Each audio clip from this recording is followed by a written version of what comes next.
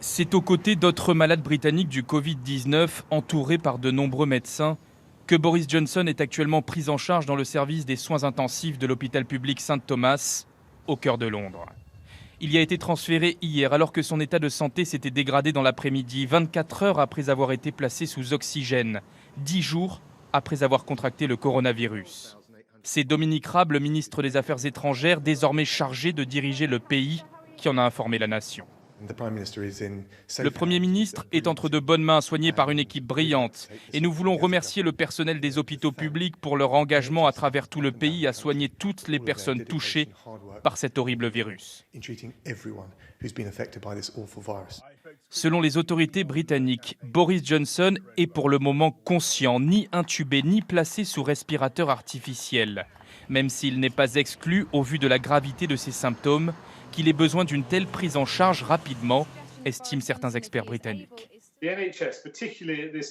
Les hôpitaux publics, encore plus en ce moment, n'admettent pas des patients en soins intensifs juste par précaution pour être surveillés. Ça ne marche pas comme ça, même pour le Premier ministre.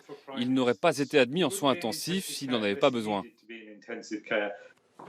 Depuis le début de l'épidémie, Boris Johnson est critiqué pour avoir prôné l'immunité de groupe, retardant le confinement et refusant de ne plus serrer des mains pour montrer l'exemple.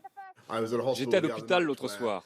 Il y avait des malades du coronavirus et j'ai serré la main de tout le monde. Et vous serez heureux d'apprendre que je continuerai à le faire. Âgé de 55 ans, Boris Johnson a reçu le soutien de l'ensemble de la classe politique britannique et de tout un pays aujourd'hui touché au sommet par le coronavirus. Et en direct de Londres, on retrouve Arnaud Comte. Arnaud, Boris Johnson est donc depuis hier soir en soins intensifs. Est-ce par précaution ou bien son état est-il vraiment inquiétant ?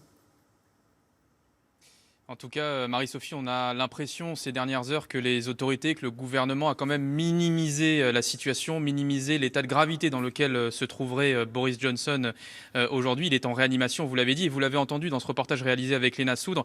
En Angleterre, quand vous êtes admis en réanimation, que vous appeliez Boris Johnson ou pas, c'est que votre situation est très grave. Alors il y a la spéculation, évidemment, mais il y a aussi les chiffres depuis le début de cette épidémie. Il faut savoir que parmi les admis en réanimation, ici au Royaume-Uni, le taux de survie est de 50% et Boris Johnson n'échappera pas à cette statistique-là. Et signe de la gravité aussi de la situation, c'est qu'avant d'être admis donc en soins intensifs, Boris Johnson a mandaté Dominic Raab, le ministre des Affaires étrangères, pour diriger la nation durant cette période. Et autre signe de gravité, sans spéculer évidemment, c'est que la reine d'Angleterre, Elisabeth II, est tenue informée heure par heure de la situation à l'hôpital St Thomas, où se trouve donc aujourd'hui toujours Boris Johnson.